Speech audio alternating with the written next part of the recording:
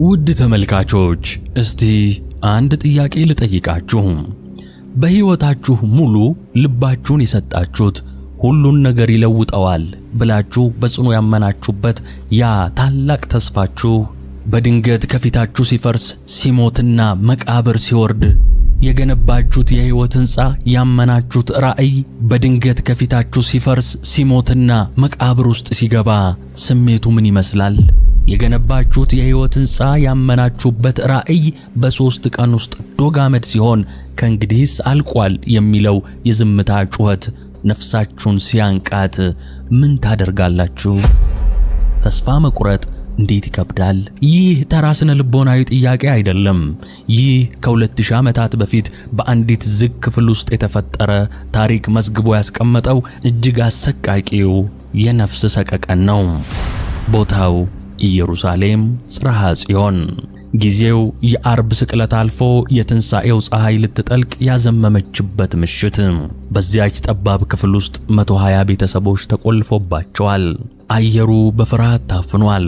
የሚተነፍሱት ኦክሲጅንን ሳይሆን ጥልቅ ጸጸትንና የሞት ሽታን ነው። መምህራቸው ሞቷል። እስራኤልን ነፃ ያወጣል ብለው የጠበቁት አዳኝ በመስቀል ላይ ደሙን አፍስሷል። በማለዳው ሴቶቹ መቃብሩ ባዶ ነው፣ መላእክትን አየን ብለው ያመጡት ዜና እንኳን ከማጽናናት ይልቅ ጭንቀታቸውን አባብሶታል።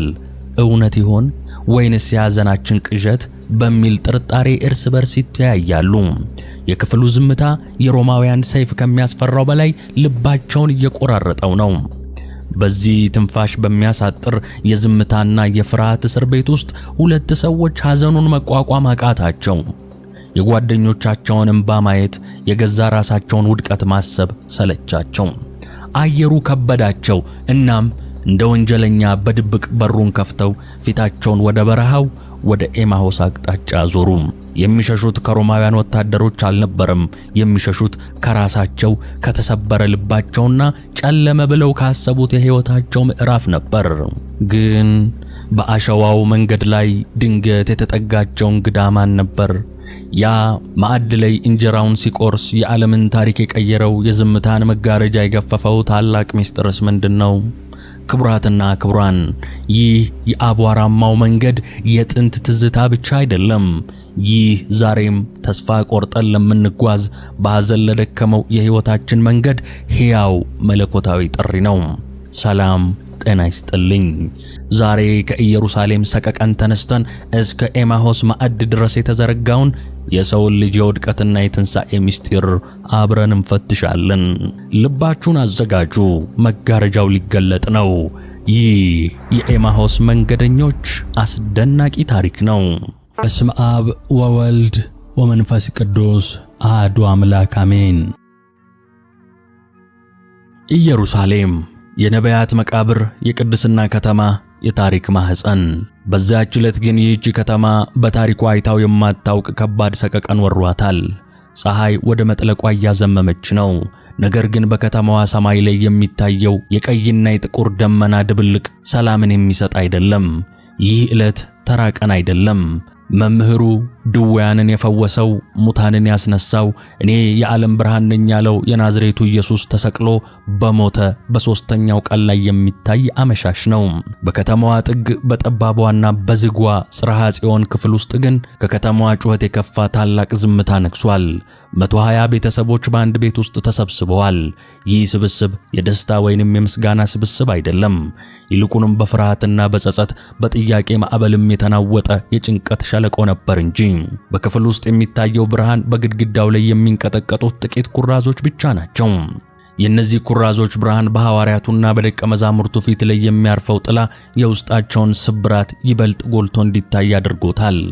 እነዚህ 120 ሰዎች ባለፉት 3 ቀናት ውስጥ የገሃነምን ደጅ አይተው ተመልሰዋል ብንል ማጋነን አይሆንም። የአርብ ስቅለት ትዝታ እንደ ሰይፍ ልባቸውን ይወጋዋል። በዚያ በጨለማ ቀትር ምድር ስትናወጥና ድንጋዮች ሲሰነጠቁ የቤተ መቅደሱን መጋረጃ ከላይ እስከ ታች ሲቀደድ ያዩት አይኖች ዛሬ በፍርሃት ተሞልተዋል። እርስ በርስ ለመተያየት እንኳን ድፍረት አጥተዋል። እያንዳንዱ ሰው በልቡ የሚሸከመው የጥፋተኝነት ስሜት አለ። በክፍሉ መሃል የጴጥሮስን ፊት ተመልከቱ። ያ ከአንተ ጋር ለመሞትም ቢሆን ዝግጁ ነኝ ያለው ጴጥሮስ ዛሬ አንገቱን ደፍቶ ቁጭ ብሏል። በጆሮው ውስጥ አሁንም የሚጮኸው የዶሮ ድምፅ ነው። አላውቀውም ብሎ የካደበት ያ ሰዓት እንደ እሳት ይለበልበዋል። ሌሎቹስ? በዚያ በጌቴሴማኒ አትክልት ስፍራ ጌታቸው በጠላቶች እጅ ሲያዝ ጥለውት የሸሹት ሽሽት በትዝታቸው ይመላለሳል። ሁላችሁም ትተውኛላችሁ ያለው የጌታ ቃል ዛሬ በዝምታው ውስጥ እንደ ነጎድጓድ ይጮኻል። በዚህ ክፍል ውስጥ ያለው ስነ ልቦናዊ ድባብ እጅግ ከባድ ነው። ከውጭ የሚሰማው የሮማውያን ወታደሮች የጫማ ኮቴ እያንዳንዳቸውን ያስደነግጣቸዋል። ቀጥሎ የኛ ተራ ይሆን የሚለው ጥያቄ በውስጣቸው ይመላለሳል። የከተማዋ የካህናት አለቆችና መኳንንት የጌታን ደቀ መዛሙርት ለማሳደድ የሚያደርጉት ሴራ በሹክሹክታ እየተሰማ ነው። ፍርሃት በሩን ቆልፎታል፣ ጭንቀት ደግሞ አየሩን ተቆጣጥሮታል። ሆኖም ግን ከዚህ ሁሉ ፍርሃት በላይ በዛች ማለዳ የተከሰተው ነገር የሁሉንም አእምሮ ሽብር ውስጥ ከተተው። መግደላዊት ማርያምና ሌሎች ሴቶች በጠዋት ወደ መቃብር ሄደው ነበር። ይዘውት የተመለሱት ዜና ግን ተነስቷል የሚል ነው። መቃብሩ ባዶ ነው አሉ ሴቶቹ። መላእክትን አየን፣ መቃብሩን የሚዘጋው ትልቁ ድንጋይም ተንከባሏል ሲሉ ጨመሩ። ይህ ዜና በክፍል ውስጥ ለተሰበሰቡት ወንዶች የፈጠረው ስሜት ድብልቅልቅ ያለ ነው። በአንድ በኩል እውነት ይሆን እንዴ የሚል የደበዘዘ ተስፋ፣ በሌላ በኩል የሴቶች ወሬ ነው የሚል ጥርጣሬ መንፈስ አድሮባቸዋል። በወቅቱ በነበረው ማህበራዊ አመለካከት የሴቶች ምስክርነት እንደ ሙሉ ምስክርነት አይቆጠርም። ለሐዋርያቱ የሴቶቹ ንግግር እንደ ቅዠት ወይንም በሐዘን ብዛት እንደመጣ ሰቀቀን ታይቷቸዋል። ጴጥሮስና ዮሐንስ ወደ መቃብሩ ሮጡ።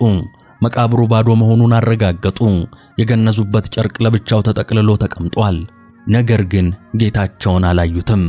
ባዶ መቃብር ለትንሣኤ ማረጋገጫ ሊሆን ይችላልን? ወይንስ ጠላቶቹ ወስደውት ይሆን የሚለው ጥያቄ በሐዋርያቱ ጉባኤ ውስጥ ከባድ ክርክርና ሹክሹክታን ፈጥሯል። የ120ው ቤተሰብ ስነ ልቦናዊ ሁኔታ እንዲህ ነበር። ተስፋ በቆረጠ ልብና እውነት ይሆን በሚል ጥርጣሬ መካከል የተንጠለጠሉ ነፍሳትም። ጌታ ራሱ በሕይወት ሳለ በሦስተኛው ቀን እነሳለሁ ብሎ የነገራቸው ቃል በጭንቀት ማዕበል ሰምጦባቸዋል። መረጃው አላቸው፣ ነገር ግን እምነታቸው ገና አልተወለደም። ይህ ሁኔታ በክፍል ውስጥ ያለውን አየር ይበልጥ አክብዶታል። ማንንም ሊያጽናና አልቻለም።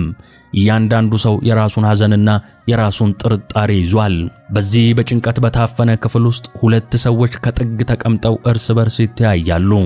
ቀሌዮጳና ሉቃስም የ120ው ቤተሰብ አካል ናቸው። የጌታን ድንቅ ሥራ አይተዋል፣ ቃሉን ሰምተዋል፣ ፍቅሩን ቀምሰዋል። አሁን ግን የኢየሩሳሌም ድባብ አንቆ ይዟቸዋል። በዚያ ጠባብ ክፍል ውስጥ የሚሰማው የለቅሶና የሹክሹክታ ድምፅ ይበልጥ ተስፋ እንዲቆርጡ አደረጋቸው። እዚህ መቀመጥ ምን ያደርጋል የሚል ሐሳብ በልባቸው ተመላለሰ። በኢየሩሳሌም ያለው የሞትና የፍርሃት ሽታ ከበዳቸው። የሴቶቹ ወሬ አስገረማቸው እንጂ አላሳመናቸውም። እርሱን ግን አላዩትም የሚለው ጴጥሮስ ቃል በጆሮአቸው ላይ ያስተጋባል። ጌታቸው ሞቷል፣ ተስፋቸውም አብሮ ተቀብሯል።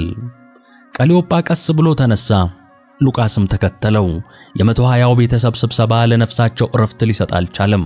በአንድ በኩል የሮማውያን ወታደሮች ሰይፍ፣ በሌላ በኩል የገዛ ልባቸው ጸጸትና ጥርጣሬ። ይህንን ሁሉ ሸክም ይዘው ከዚህ የጭንቀት ማዕከል መራቅን መረጡ። አመሻሽ ላይ ፀሐይ ወደ መጥለቋ ስታዘነብል በዝምታና በሚስጥር በሩን ቀስ ብለው ከፈቱ። ወደ ውጭ ሲወጡ የኢየሩሳሌም አየር ቀዝቃዛ ነው። ከተማዋ በክርስቶስ ደም የተጨማለቀች የንጹህ ደም ጥያቄ ያለባት ትመስላለች። ሁለቱ ተጓዦች ፊታቸውን ወደ ኤማሆስ አቅጣጫ አዞሩ። የሚሄዱት ወደ መንደራቸው ብቻ አልነበረም። ከማይመለስ ትዝታ፣ ከተሰበረ ተስፋና ከማይፈታ ጥያቄ ለመሸሽ ጭምር ነበር እንጂ። የ60 ምዕራፉ ጉዞ ተጀመረ። በአሸዋማውና በረጅሙ መንገድ ላይ የቀሌዮጳና የሉቃስ እግሮች በከባድ ድካም ይጎተታሉ። እያንዳንዱ እርምጃቸው የጥያቄ ምልክት ነው። ለምን እንዲህ ሆነ? መጨረሻው ይህ ነውን? እውነት ሴቶቹ ያዩት መላእክትን ነው? እነዚህ ጥያቄዎች በመንገዱ ላይ የሚያወሩት የወጋቸው መነሻ ነው። ሌላው የ120ው ቤተሰብ አባላት በዝጉ ቤት ውስጥ ቀርተዋል። እነዚህ ሁለት ሰዎች ግን ከጭንቀቱ ማዕከል አምልጠው በበረሃው ጸጥታ ውስጥ የልባቸውን ሰቀቀን እያወጉ ጉዟቸውን ጀመሩ።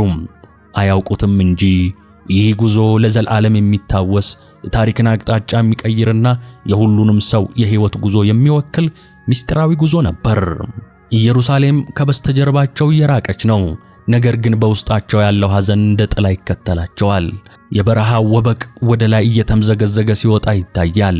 ልክ እንደ ተስፋቸው ውልብ ይልባቸዋል። ታሪኩ ገና መጀመሩ ነው። የኢየሩሳሌም ሰቀቀን የመለኮታዊ መገለጥ መጀመሪያ ይሆናል ብለው በፍጹም አልገመቱም።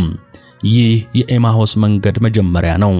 የሰው ልጅ ተስፋ ቆርጦ ከእግዚአብሔር ከተማ ሲወጣ፣ እግዚአብሔር ግን በሌላ መልክ ሊያገኘው መንገዱን ሲያዘጋጅ የሚያሳይ ታላቅ ምስጢር። ጌታ በእውነት ተነስቷል የሚለው ቃል ከመሰማቱ በፊት የነበረው ጨለማ እንዲህ የከበደ ነበር። ኢየሩሳሌም ከበስተጀርባቸው ቀረች። ያቺ የክብር ከተማ፣ ያቺ የጥበብ መንደር አሁን ለእነዚህ ሁለት ሰዎች የሐዘንና የፍርሃት ማዕከል ሆናባቸዋለች። ፊታቸውን ወደ ምዕራብ አዙረው ጉዟቸውን ቀጠሉ። ከፊታቸው የሚጠብቃቸው መንገድ የኤማሁስ መንገድ ተብሎ ይጠራል። መጽሐፍ ቅዱስ ርቀቱን 60 ምዕራፍ ብሎ ይጠራዋል። 11 ኪሎ ሜትር ገደማ ማለት ነው። ለታጠቀ ወታደር ወይንም ለፈጣን ተጓዥ ይህ መንገድ ጥቂት ሰዓታትን ብቻ ሊወስድ ይችላል።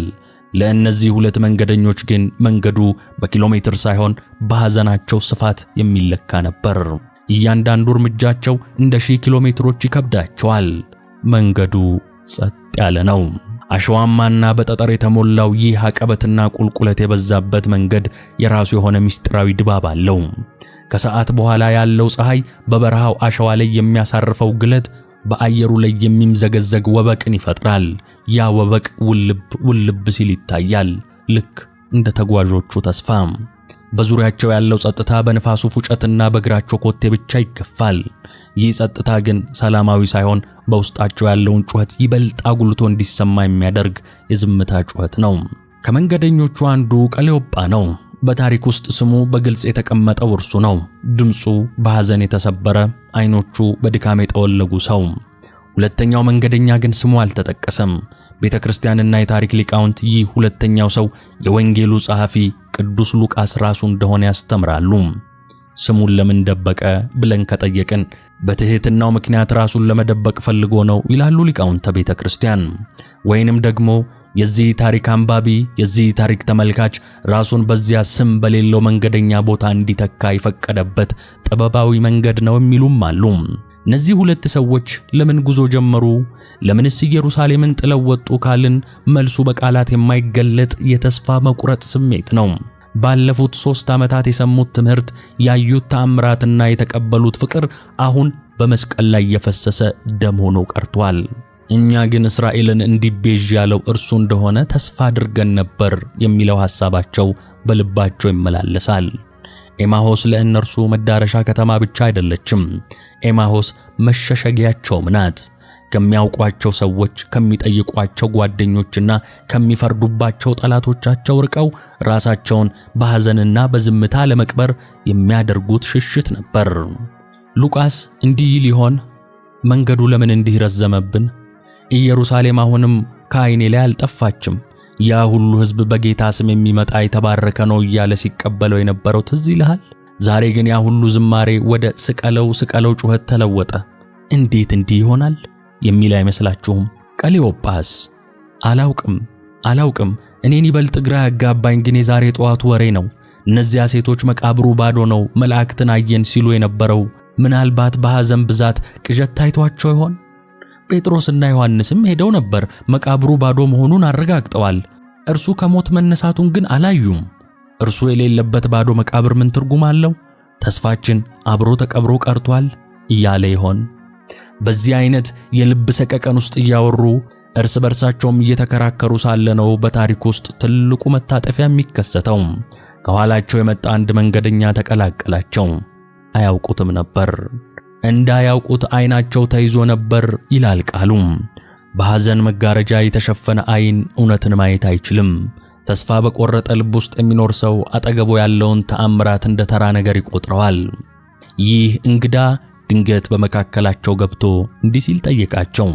እየጠወለጋችሁ ስትሄዱ እርስ በርሳችሁ የምትነጋገሯቸው እነዚህ ነገሮች ምንድናቸው? ሲል ጠየቀ። ይህ ጥያቄ በቀሌዮጳና በሉቃስ ላይ የፈጠረው ስሜት እጅግ አስገራሚ ነው። ትንሽ ቆም አሉ። ፊታቸው ይበልጥ ጠወለገ። ሐዘናቸው እንደ ትልቅ ሸክም ትከሻቸው ላይ ሲጫናቸው ይታወቃቸዋል። ቀሌዮጳ በመገረም ስሜት ወደ እንግዳው ዞሮ እንዲህ አለው፣ አንተ በኢየሩሳሌም እንግዳ ሆነህ ለብቻህን ትኖራለህን? በእነዚህ ቀኖች በዚያ የሆነውን ነገር አታውቅምን? አለው። ይህ ቃል በታሪክ ውስጥ ትልቅ ተቃርኖ ያዘ ነው። በኢየሩሳሌም የሆነውን ነገር ሁሉ የሚያውቀው የሆነውም በእርሱ ላይ የሆነው የታሪኩ ባለቤት እርሱ ሆኖ ሳለ መንገደኞቹ ግን አታውቅም ወይ ብለው ጠየቁት። እርሱ ግን ምንም እንዳልሰማ በመሆን የልባቸውን ምስጢር እንዲያወጡት እድል ለመስጠት ይህ ነገር ምንድነው አላቸው። እዚህ ጋር ቆም ብለን የእነዚህን ሁለት ሰዎች ስነ ልቦና ትንሽ እንመርምር። ሐዘን ሰውን ብቸኛ ያደርገዋል። ቀሌዮጳና ሉቃስ በኢየሩሳሌም የሆነው ነገር ዓለምን ሁሉ ያናወጠ፣ ማንም ሊያመልጠው የማይችል ትልቅ ክስተት እንደሆነ ያምናሉ። ለዚህ ነው እንግዳ ነህን ብለው የጠየቁትም። የራሳቸው ሐዘን ዓለምን ሁሉ የከበበ መስሎ ስለታያቸው ሌላው ሰው ስለዚህ ግድ የሌለው መሆኑ አስገረማቸው። እንግዳው ይህ ነገር ምንድነው ሲላቸው ትረካው እንዲቀጥል መንገድ ከፈተ። መንገዶቹም ስለ ናዝሬቱ ኢየሱስ በሥራና በቃል ብርቱ ነቢይ ስለነበረው እንዴት አሳልፈው እንደሰጡትና እንደሰቀሉት አንድ በአንድ ነገሩትም። እያንዳንዱ ቃላቸው በደምና በእንባ የታጠበ ነበር። እኛ ግን ተስፋ አድርገን ነበር የሚለው ቃላቸው እነርሱ እንደተሰማቸው የኪሳራቸው መገለጫ ይመስል ነበር። 3 ዓመት ሙሉ የገነቡት የሕይወት ሕንፃ በ3 ቀን ውስጥ እንደፈረሰባቸው ተሰምቷቸዋል። ይህ ትዕይንት በኤማሆስ መንገድ ላይ የተከሰተ ተራ ክስተት አይደለም። ይህ የሁላችንም ሕይወት የጉዞ ነጸብራቅ ነው። በኤማሆስ መንገድ ላይ የነበረው ጸጥታ አሁን በታላቅ ድምፅ ተዘግቷል። ያ እንግዳ መንገደኛ የሁለቱን ተጓዦች የሐዘን ወሬ ሰምቶ ካበቃ በኋላ ዝምታውን በብርቱ ቃል ሰበረ። እናንተ የማታስተውሉ ነቢያት የተናገሩትን ሁሉ ልባችሁ ከማመን የዘገየ አላቸው። ይህ ቃል ወቀሳ አይደለም፣ ይልቁንም በሐዘንና በጥርጣሬ ደንዝዞ የነበረው ሕሊናቸውን የሚያነቃ መለኮታዊ ጥሪ ነበር እንጂ። ከዚህ ሰዓት ጀምሮ መንገዱ ወደ ታላቅ ትምህርት ቤትነት ተለወጠ። እንግዳው ከመጽሐፍ ቅዱስ እየጠቀሰ ከሙሴ ሕግ ጀምሮ እስከ ነቢያትና መዝሙር ድረስ ስለ እርሱ የተጻፈውን ምስጢር አንድ በአንድ ይተረጉምላቸው ጀመር። ክርስቶስ ይህንን መከራ መቀበልና ወደ ክብሩ መግባት እንዳለበት፣ ስቅለቱ ሽንፈት ሳይሆን ድል መሆኑን፣ ሞቱም የሕይወት መገኛ መሆኑን ከመጽሐፍት እያጣቀሰ አስረዳቸው። እነዚያ ሁለት ሰዎች ሲሰሙት የነበረው ትምህርት በጆሮአቸው ብቻ አልቀረም፣ ወደ ልባቸውም ዘለቀ። ቃላቱ እንደ እሳት ይፋጃሉ። ፀሐይ ወደ መጥለቋ ስታዘነብል የመንገዱ ድካም ሳይሰማቸው የመንደሩ ቤቶች መታየት ጀመሩ። የታሪኩ ጸሐፊ ቅዱስ ሉቃስ እንደሚነግረን እንግዳው ራቅ ብሎ ሊሄድ የፈለገ መሰላቸው። እርሱ ግን ሊለያቸው ፈልጎ ሳይሆን የእነርሱን ፍላጎትና ፍቅር ሊመዝን ነበር። ማታው ቀርቧልና ቀኑም ሊመሽ ጀምሯልና ከእኛ ጋር እደር ብለው አጥብቀው ለመኑት። ይህ ልመና የታሪኩ መገለጫ ነጥብ ነው። የእንግዳ ተቀባይነት ልባቸው ታላቁን እንግዳ ወደ ቤታቸው ጋበዘው። ያላወቁት እንግዳ፣ ያላወቁት መምህር አሁን አብሯቸው ወደ ቤት ገባ። ቤት ውስጥ ማዕድ ተዘጋጅቷል። ሦስቱም ማዕድ ተቀመጡ። እንግዳው መንገደኛ አሁን የመሪነቱን ቦታ ይዟል። በዚያች ቅጽበት፣ በዚያች ጥበብ የተሞላች ሰዓት ላይ የታሪኩ ትልቁ ምስጢር ተገለጠ። እንጀራውን አንስቶ ባርኮ ቆርሶ ሰጣቸው። እነዚህ 4 ድርጊቶች የመንገደኞቹን ሕይወት ለዘላለም ቀየሩ። እንጀራው ሲቆረስ የሚሰማው ድምፅ በጆሮአቸው ሲያስተጋባ በድንገት ዓይናቸው ተከፈተ። በፊታቸው ያለው ተራ እንግዳ እንዳልሆነ፣ በረጅሙ መንገድ ላይ ሲያነጋግራቸው የነበረው ሰው መምህር ብቻ እንዳልሆነ፣ ይልቁንም ሞትን ድል አድርጎ የተነሳው ጌታቸው አምላካቸው መሆኑን አወቁ።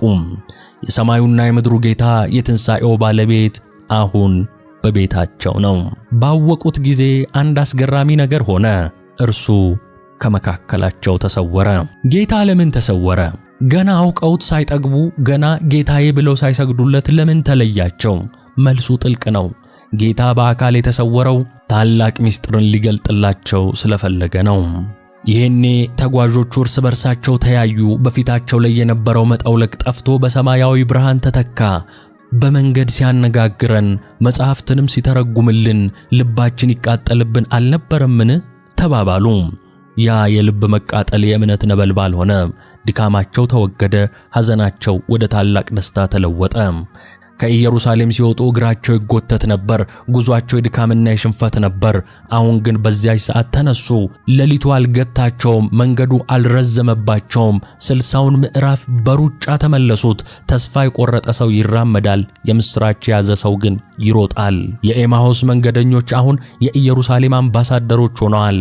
ወደ ኢየሩሳሌም ሲደርሱ ሐዋርያቱና ሌሎች በአንድ ቤት ተሰብስበው አገኟቸው። ቤቱ አሁንም ዝግ ነው። ነገር ግን በውስጡ ያለው ድባብ ተለውጧል።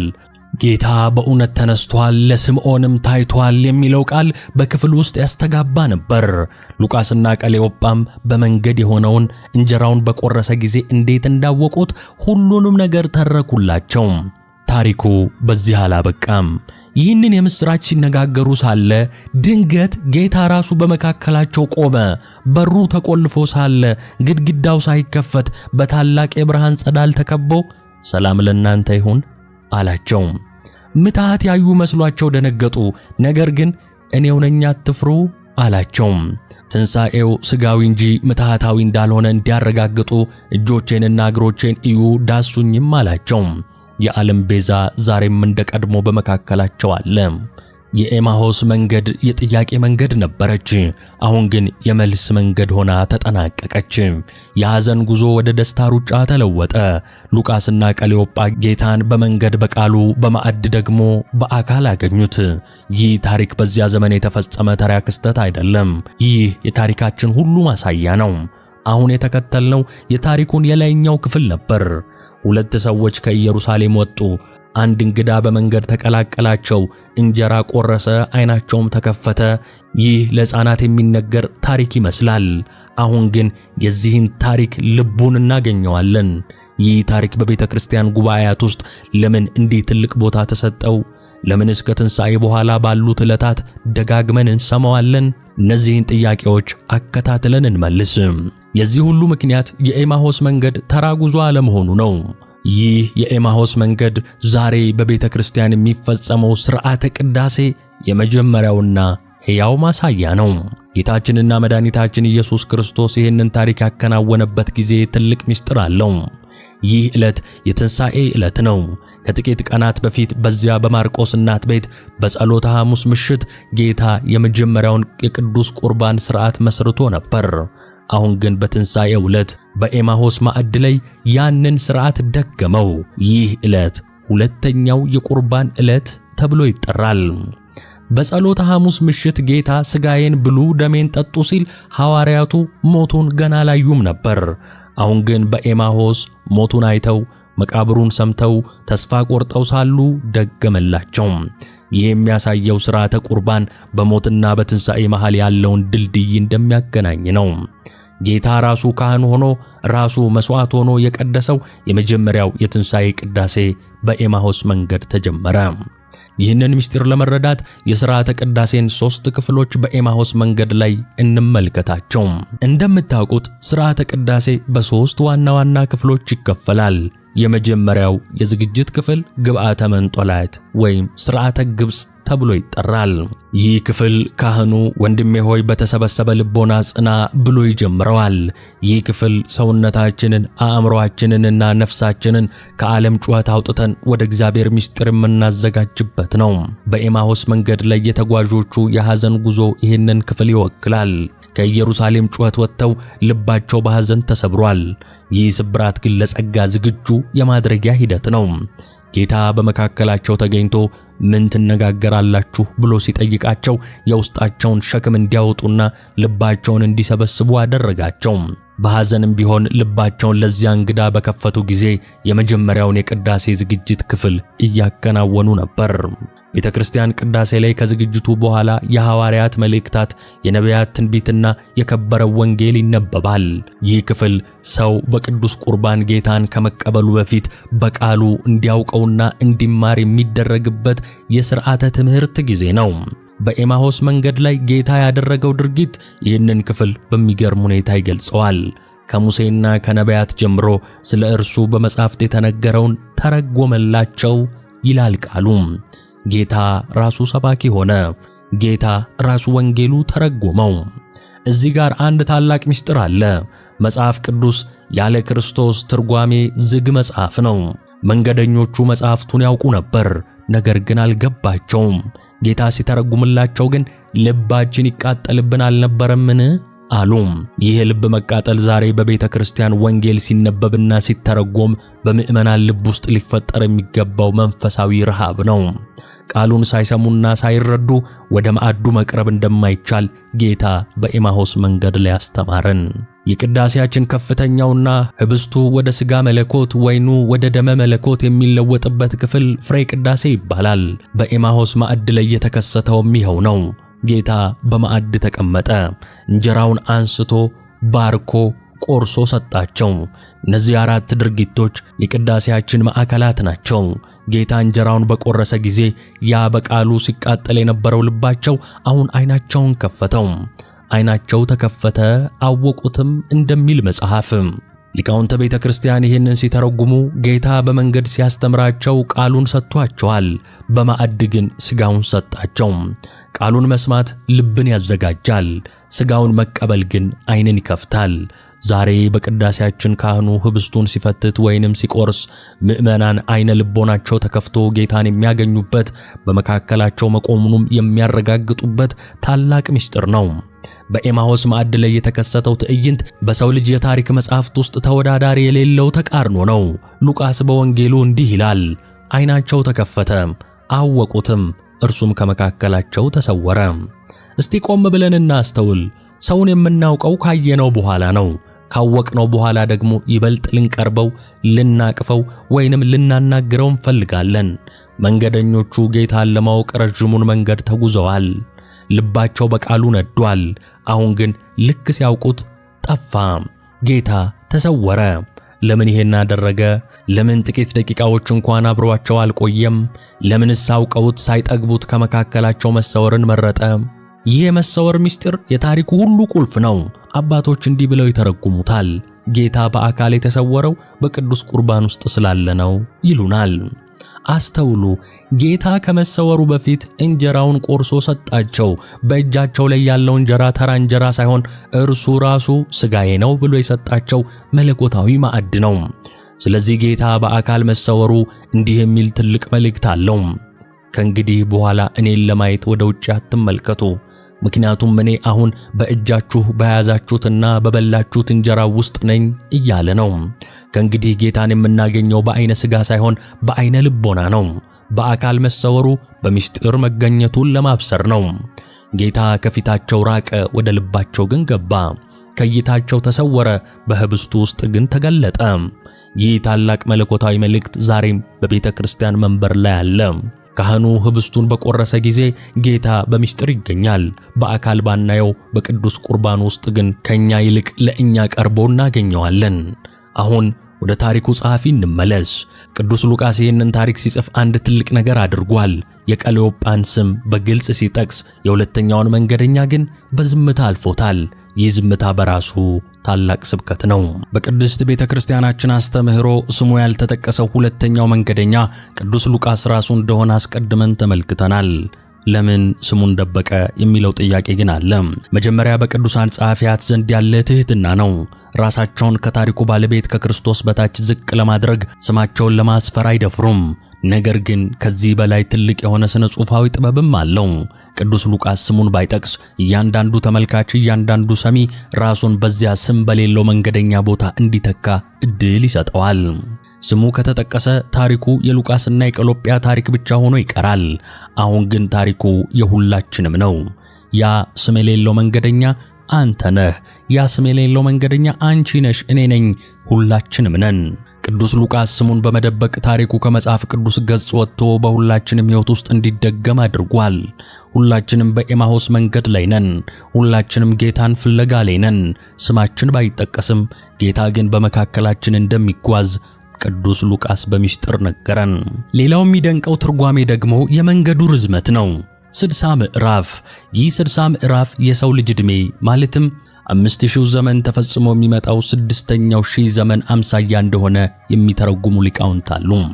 ሰው በዚህች ዓለም ጉዞ 6000 ዘመን የድካምና የሐዘን ዘመን ሲጓዝ ከቆየ በኋላ በጉዞ መጨረሻ ላይ በዘመነ ስጋዌ ጌታ መጥቶ እንደሚገናኘውና በቅዱስ ቁርባን በመስዋዕት ዓይኑን እንደሚከፍትለት ያመለክታል ይሉናል። ኤማሁስ ማለት ደግሞ ሞቃት ምንጭ ማለት ነው። መንገደኞቹ ወደዚች መንደር ሲደርሱ ነው ጌታን ያወቁት። ልባቸው በመንገድ ላይ ሲቃጠል ማለትም ሲሞቅ እንደነበር አስታውሱ። ያ የልብ ሙቀት ወደ ሞቃቱ ምንጭ፣ ወደ ጸጋው ምንጭ፣ ወደ ክርስቶስ አደረሳቸው። አዩትም፣ ተሰወረ። ይህ ቃል በቤተ ክርስቲያን ውስጥ ያለውን ትልቅ ምስጢር ይገልጻል። ጌታ የሚታየው በዓይን ሳይሆን በእምነት መሆኑን፣ የሚዳሰሰው በሥጋ ሳይሆን በቅዱስ ቁርባን መሆኑን እንረዳለን። ሉቃስ ስሙን የደበቀው እኛ ራሳችንን በታሪክ ውስጥ እንድናገኝ ነው። ወንድሜ እህቴ፣ እስካሁን የተጓዝንበት የኤማሁስ መንገድ የጥንት ታሪክ ብቻ ይመስላችኋል? እነዚህ 2000 ዓመታት የፈጁ ቃላት የአቧራማዋ እስራኤል ትውስታዎች ብቻ ይመስሏችኋል? በፍጹም። ኤማሁስ የጂኦግራፊ ስም ብቻ አይደለም። ኤማሁስ የሁላችንም የነፍሳችን መድረሻ ናት። ዛሬ የምንተነፍሰው አየር፣ ዛሬ የምንረግጠው መሬትና ዛሬ የያዝነው ሕይወት ራሱ የኤማሁስ መንገድ ነው። አሁን ታሪኩ ሁላችንም ጋር ይደርሳል። እስቲ ልብ ብላችሁ አስተውሉ። መንገደኞቹ ከኢየሩሳሌም ሲወጡ ፊታቸው ጠውልጎ ነበር። ይህ መጠውለግ ዛሬ በእያንዳንዳችን ቤት አለ። የኤማሁስ መንገድ ማለት ሕይወት በጠበቀች ጊዜ የምትጓዘው የብቸኝነት መንገድ ነው። ምናልባት ያንተ ኤማሁስ የምትወደውን ሰው በሞታተህ ከእንግዲህ ብቻዬን እንዴት እኖራለሁ ብለህ የምትብሰለሰልበት የሐዘን መንገድ ሊሆን ይችላል። ወይንም ደግሞ በጽኑ ሕመም ተይዘህ በአልጋ ላይ ስትገላበጥ ጌታ ሆይ የት ነህ ብለህ የምትጮህበት የሆስፒታል ክፍል ያንተ ኤማሁስ ይሆናል። ስደት፣ ብቸኝነት፣ በሥራ መውደቅ፣ በሰው መከዳት፣ በኃጢአት መጉበጥ፣ እነዚህ ሁሉ የኤማሁስ መንገዶች ናቸው። ልክ እንደ ቀሌዮጳና እንደ ሉቃስ እኛም ብዙ ጊዜ ተስፋ አድርገን ነበር እንላለን። ይህ ይሆንልኛል ብዬ ተስፋ አድርጌ ነበር፣ ወዳጆቼ ይረዱኛል ብዬ ተስፋ አድርጌ ነበር፣ ከኃጢአት ማሰሪያ እወጣለሁ ብዬ ተስፋ አድርጌ ነበር፣ ጤናዬ ይመለሳል ብዬ ተስፋ አድርጌ ነበር፣ ብዙ ነገር ተስፋ አድርጌ ነበር እንላለን። ነገር ግን ተስፋችን ሲሰበር ፊታችን ይጠወልጋል። እዚህ ጋር ነው ትልቁ ምስጢር የሚገኘው። ወንጌሉ እንዳያውቁት ዓይናቸው ተይዞ ነበር ብሎ ይጽፋል። ተመልከቱ፣ ዓይናቸው ተይዞ ነበር። ጌታ አጠገባቸው አልነበረምን ካልን አጠገባቸው ነበር። አብሯቸው አልተራመደም ወይ? አብሯቸው ተጉዟል። ነገር ግን ማየት አልቻሉም። ምክንያቱም ተስፋ መቁረጥ እንደ ጥቁር መጋረጃ ዓይናቸውን ጋርዶት ነበር። ሐዘን ሰውን ያሳውራል። ጭንቀት እግዚአብሔርን እንዳናይ ዓይናችንን ይይዘዋል። ተስፋ መቁረጥ ወደ እግዚአብሔር እንዳንመለከት ያደርጋል። ወንድሜ ዛሬ በሕይወት ውስጥ እግዚአብሔር የት አለ ብለህ ስትጠይቅ ጌታ ርቆ ሳይሆን አንተ በጭንቀትህ ተከልለህ እንዳታየው ዓይንህ ስለተያዘ መሆኑን አስተውል። እርሱ አሁንም ካንተ ጋር እየተራመደ ነው። በድካም ውስጥ አብሮህ አለ፣ በእንባ ውስጥ አብሮህ አለ። ነገር ግን አንተ ያለፈው ትዝታህና የዛሬው ሰቀቀን ውስጥ ስለተሸሸግ ያ ከፊትህ የቆመው ጌታ እንግዳ ሆኖብሃል። እግዚአብሔር ከኛ ይልቅ ወደኛ የቀረበ ነው፣ ከራሳችን ይልቅ ለኛ ቅርብ ነው ይላል ቅዱስ አውግስጢኖስ። አንተ ራስህን ከምታውቀው በላይ እርሱ ያውቃል። አንተ ለራስህ ካለ ፍቅር በላይ እርሱ ይወድሃል። በኤማሁስ መንገድ ላይ ያለኸው ብቻህን አይደለም። ያ አጠገብህ ያለው እንግዳ ፈጣሪ መሆኑን የምታውቅበት ሰዓት ሩቅ አይደለም። በዘመናችን ያለነው ሰዎች አንድ ችግር አለብን። እግዚአብሔርን እናውቀዋለን፣ ነገር ግን አናውቀውም። ይህ እንዴት ሊሆን ይችላል አትሉኝም?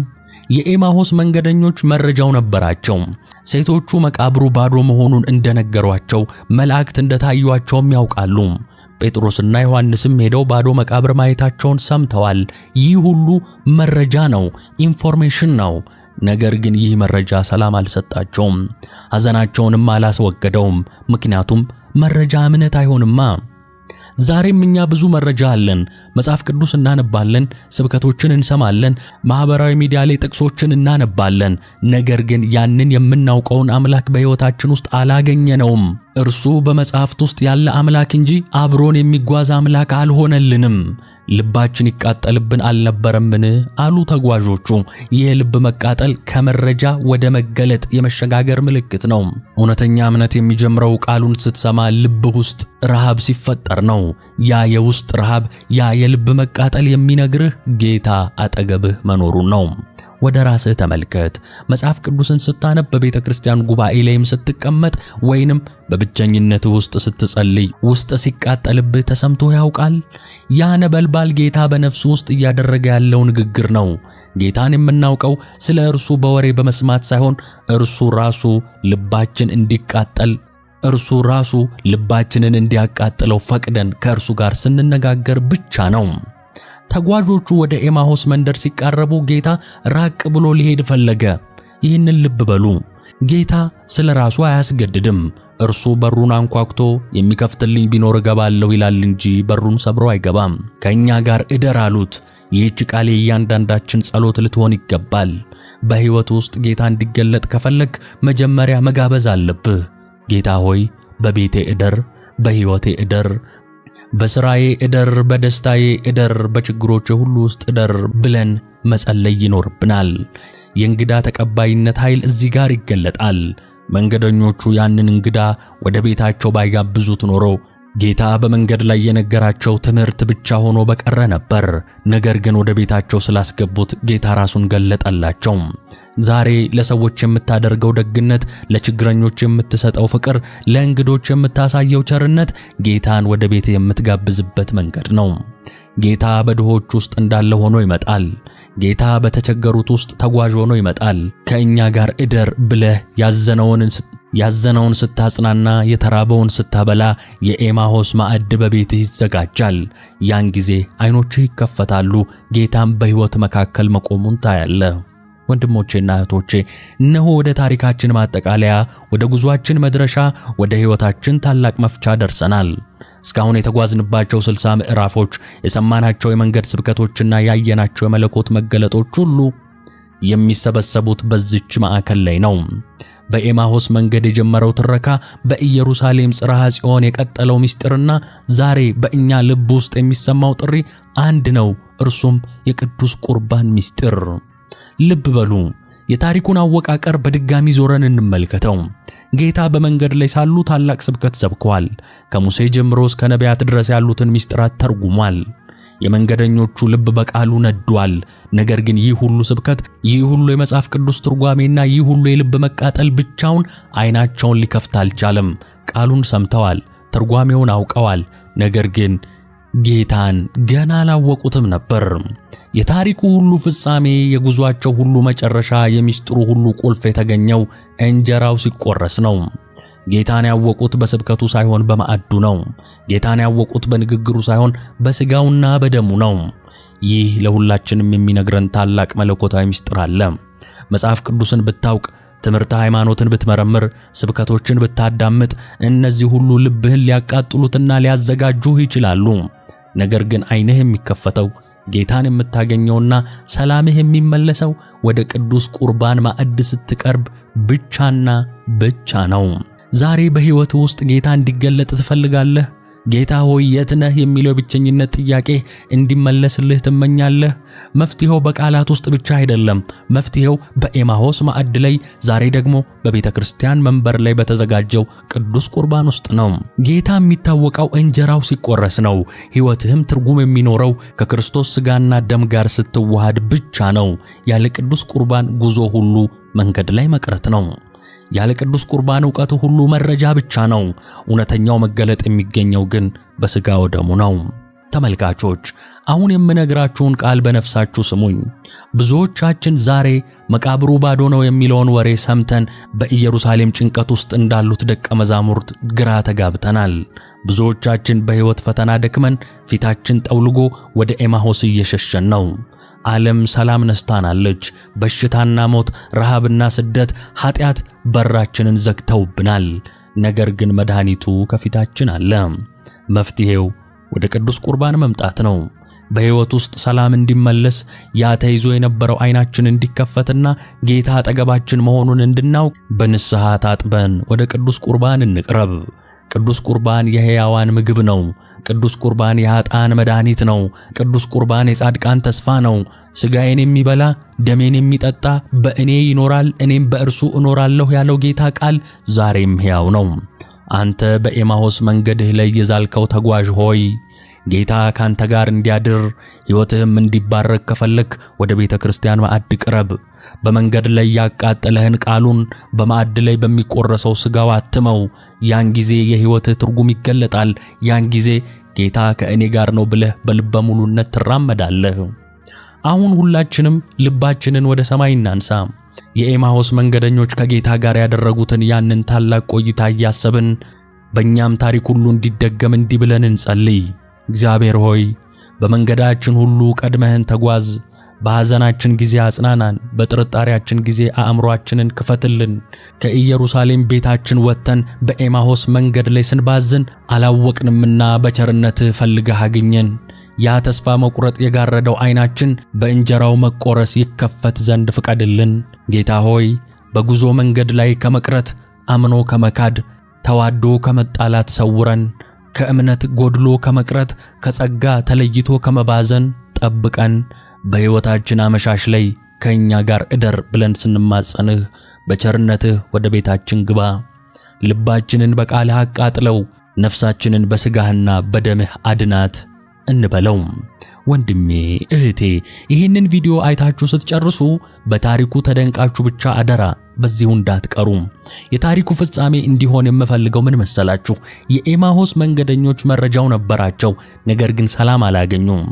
ጌታን ካገኙት በኋላ ግን በሌሊት ወደ ኢየሩሳሌም ሮጡ።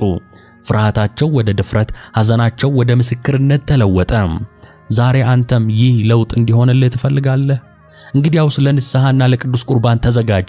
ንስሐ የኤማሁስ መንገድ መጀመሪያ ነው፣ ቅዱስ ቁርባን ደግሞ መድረሻው ነው። በኃጢአት የጠቆረውን ፊትህን በንስሐ እንባ እጠበው። በጥርጣሬ የዛለው ልብህን በጸሎት አጽናው። ከዚያም ወደሚቀጥለው ምስጢራዊ ማዕድ ቅረብ። ጌታ ዛሬም እንጀራውን ሥጋውን ሊቆርስ፣ ሰላሙን ደሙን ሊያጎርስ ይጠብቅሃል። መንገድ ላይ አትቅር። ብዙዎች መንገድ ላይ ቀርተዋል። ብዙዎች ቃሉን ሰምተው እርሱን ሳይቀምሱት ቀርተዋል። አንተ ግን እንደ ቀሌዮጳና እንደ ሉቃስ ከኔ ጋር እደር ብለህ አጥብቀህ ለምነው። እርሱ በቅድስት ቤተ ክርስቲያን አለ። እርሱ በቅዱስ ቁርባን ውስጥ አለ። እርሱ በእውነትም አለ። ፍቀድለትና በአንተም ውስጥ ይኑር። የኤማሁስ መንገደኞች በኢየሩሳሌም ለተሰበሰቡት ሐዋርያት ጮኸው የተናገሩት ያ ድንቅ የምሥራች ዛሬም በአንደበትህ ያስተጋባ። ዓለም ምንም ብትል፣ ፈተናው ምንም ቢከብድ፣ ሞት ቢፎክር እንኳን እውነት ግን አንዲት ናት። ጌታ በእውነት ተነስቷል። አዎን፣ ጌታ በእውነት ተነስቷል። በመንገዳችን ላይ ተገኝቷል። በቃሉ አስተምሮናል። በቅዱስ ቁርባኑ ዓይናችንን ከፍቶ ነፍሳችንን አድኗታል። አሁን እኛ የትንሣኤው ምስክሮች ነን። አሁን እኛ የኤማሁስ ተጓዦች አይደለንም። እኛ የኢየሩሳሌም የምሥራች ሰባኪያን ነን። ውድ ተመልካቾች፣ በሕይወታችሁ ሁሉ የትንሣኤው ብርሃን ይብራ። በጉዞአችሁ ሁሉ ጌታ ከእናንተ ጋር ይሁን። በሥጋውና ደሙ ጸንተን ለመንግሥተ ሰማያት ያብቃን። ስብሐት ለእግዚአብሔር ወለወላዲቱ ድንግል ወለመስቀሉ ክቡር አሜን። በ4.6 ሚሊዮን ብር ብቻ ባለ 5 ኮከብ ኮምፓውንድ አፓርትመንት በደማቋ ሲኤምሲ አዲስ ኢንተርናሽናል ኮንቬንሽን ሴንተር ፊት ለፊት በኢትዮጵያ የመጀመሪያው ባለ 5 ኮከብ የመኖሪያ መንደር ለ5 ቀናት ብቻ 70% ሲከፍሉ በእውነተኛ 30% ቅናሽ ባለ 1 መኝታ 4.6 ሚሊዮን ብር፣ ባለ 2 መኝታ 6.7 ሚሊዮን ብር፣ ባለ 3 መኝታ 8.8 ሚሊዮን ብር ብቻ በረጅም ጊዜ አከፋፈል ለሚፈልጉ በካሬ 84800 ብር ብቻ ከ620 ሺህ ብር ቅድመ ክፍያ ጀምሮ ከ50% የባንክ አማራጭ ጋር ለሽያጭ አቅርበናል። አምልጦት እንዳይቆጩ አሁኑኑ ይደውሉልን። ድሪም ቢልደርስ ሪል ስቴት ህልሞን እንገነባለን።